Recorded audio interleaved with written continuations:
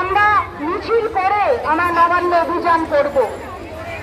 আমরা জবাব চাইতে যাব আমরা স্বাস্থ্যমন্ত্রীর কাছে।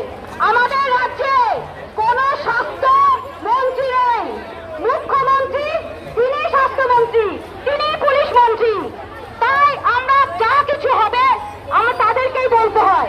অতএব এই স্বাস্থ্য দপ্তরের একটা বড় গাফিলতি দেখছি। এই স্বাস্থ্য দপ্তরের উপরে ডিপেন্ড করে থাকে আমাদের ভারতবর্ষের জনগণরা। এই স্বাস্থ্য দপ্তরের উপরে সাধারণ মানুষ, আমাদের যারা খেটে খাওয়া মানুষ আছেন, গ্রামাঞ্চলে গিয়ে দেখবেন যে সেই সবচেয়ে যে পিছিয়ে পড়া মানুষটি আছে তাকে সরকারি হাসপাতালে যেতে হয়। তিনি আমাদের মতন, তিনি এখানে অনেকেই আছেন যারা মধ্যবিত্ত, তারা এখানে হয়তো কোনো নার্সিং হোমে যান, কিন্তু তারা যেতে পারে না। তাদেরকে সেই স্বাস্থ্য ভবনে যেতে হয়, সেই হাসপাতালগুলোতে যেতে হয়।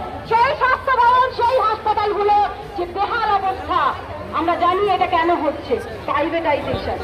প্রাইভেটাইজেশন একটা বড় বিপদ এই আমরা স্বাস্থ্য ক্ষেত্রে দেখছি।